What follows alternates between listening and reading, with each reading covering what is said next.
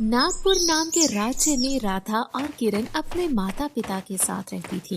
राधा एक समझदार और अच्छे संस्कारों वाली लड़की थी, जबकि किरण मगरूर और नकचढ़ी लड़की थी। राधा की माँ प्रिया की मृत्यु के बाद उसके पिता नरयान ने लक्ष्मी से दूसरी शादी कर ली।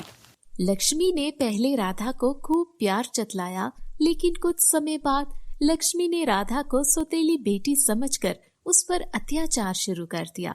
एक दिन राधा अपने गार्डन में बैठी थी कि किरण आती है और कहती है, अरे ओ राधा, चल उठकर मेरी ड्रेस प्रेस कर, कल मुझे पार्टी में पहननी है। और हाँ, अगर मेरी ड्रेस जरा सी भी खराब हुई ना तो मुझसे बुरा कोई भी नहीं होगा। किरण, मेरे पैर बहुत दुख रहे हैं, मैं इन्हें कुछ देर नरम जमीन पे रखना चाहती हूँ, तुम अपनी ड्रेस खुद प्रेस कर लो ना। मुझे मना करती? तू रुक, तेरा तो मैं अभी इलाज करती हूँ। मामा, अरे माँ, इधर तो आए। अरे अरे, क्या बात है किरण, काहे को इतनी जोर जोर से चिल्ला रही हो? माँ, मैंने इससे विनती की कि मेरी ड्रेस प्रेस कर दो, पर इस मकारन ने ना सिर्फ मुझे मना किया बल्कि ये भी कहा कि मैं इसके पैरों पे बाम भी लगाऊं। अब तुम ही बताओ, मैं क्या बाम लगाने वाली लगती हूँ? तेरी इतनी हिम्मत, तू मेरी फूल सी बेटी को पैरों में बाम लगाने का कहे? इतना कहकर लक्ष्मी राधा को जोर से थप्पड़ मारने लगती है और राधा रोने लगती है। माँ, मैं तो चुपचाप बैठी थी, मैंने कुछ नहीं कहा। पर लक्ष्मी उसकी नहीं सुनती और उसकी खूब धुलाई करती है।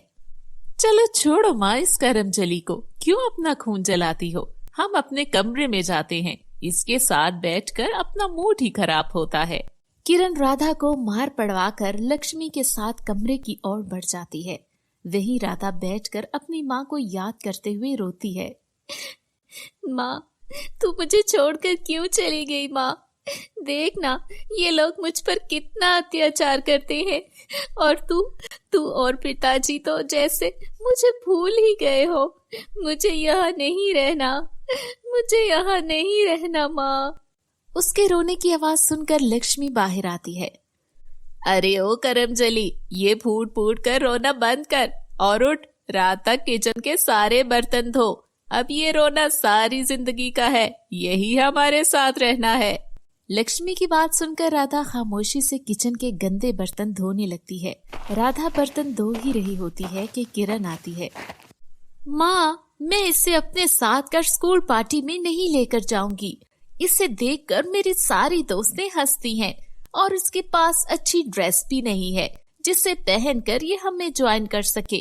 इससे बेहतर यही है कि ये घर पर ही रहकर घर को अच्छे से साफ कर ले।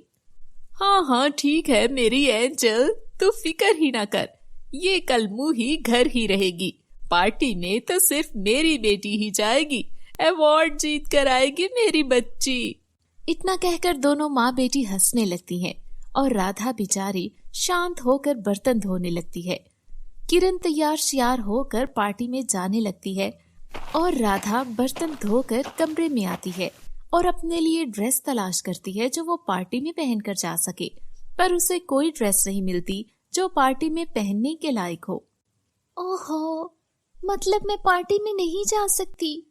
ऐसे तो कंपटीशन में जो हिस्सा लिया वो कैसे प्ले करूंगी? कहीं सब ये ना समझ लें कि मैंने प्रैक्टिस नहीं की। ओह ऊपर वाले, कोई राह दिखा दे। राधा निराश होकर ऊपर वाले से प्रार्थना करने लगती है। तभी वहां पर एक परी पराकात होती है। मैं जानती हूँ तुम क्यों निराश हो, अब सोचना छोड़ो और पार्टी पर जाने की तैयारी करो। पार्टी पर जाने की? पर कैसे?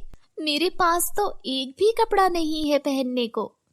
ये लो, ये जादुई छड़ी है, जब भी तुम इसको घुमाओगी ये तुम्हारी मनपसंद चीज तुम्हारे सामने रख देगा। ये कहकर छड़ी राधा को पकड़ा देती है। तुम्हारा बहुत बहुत धन्यवाद प्यारी परी, तुम बहुत अच्छी हो। अब मैं चलती हूँ, तुम अब जल्दी से पार्टी के लिए तैयार हो जाओ।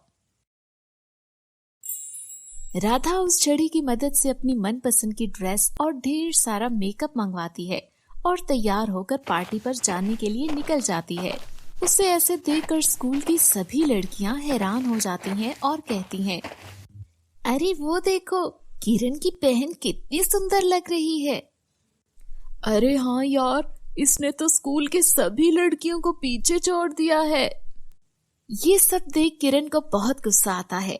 वो गुस्से से आग बगोला होती हुई राधा की तरफ बढ़ती है। इतने में टीचर माइक पकड़कर सभी बच्चों को स्टेज पर बुला लेती है। सभी लड़कियां स्टेज पर जाती हैं और राधा को सबसे सुंदर दिखने का अवार्ड मिलता है। तुझे मैंने मना किया था ना कि तू पार्टी में नहीं आएगी, फिर तू क्यों आई? और ये इतना सुंदर ड्रेस तुझे किसने दिलाया? किरण गुस्से से राधा से पूछती है। राधा सब कुछ सही सही किरण को बता देती है और किरण राधा के कमरे में जाती है। वहाँ बैठकर झूठ से रोने लगती है और वहाँ एक परी आ जाती है। क्या बात है, तुम क्यों रो रही हो? मुझे बताओ, मैं तुम्हारी मदद करूं। मेरे पास कोई भी सुंदर ड्रेस नहीं है। मैं एक अनाथ लड़की हूँ। मेरी सौतेली माँ मुझ पर बहुत अत्याचार करती है। किरण झूठ बोलकर मन ही मन में बहुत खुश हो रही थी। परी उसकी चालाकियों को समझ रही थी। तुम एक लालची और झूठी लड़की हो जो अपने मतलब के लिए कुछ भी कर सकती हो। तुम्हें सिर्फ अपने सपने पूरे करने की चाह है, फिर माता पिता की भी जरूरत नहीं। किरण गुस्से में आ गई। क्या मतलब है तुम्हारा? मैं तुम्हारी परीक्षा ले रही थी ताकि जान सकूं तुम अपनी इच्छा पूरी करने के लिए किस हद तक जा सकती हो। पर मुझे अफसोस है, तुम अपने इतने प्यार करने वाले माता पिता की भी दुश्मन हो। तुम्हारी यही सजा है कि तुम्हें कोई गिफ्ट ना दिया जाए। नहीं नहीं परी, ऐसा मत करो। मुझे एहसास हो गया है, मैं अब कभी लालच नहीं करूंगी। मुझे क्षमा कर दो।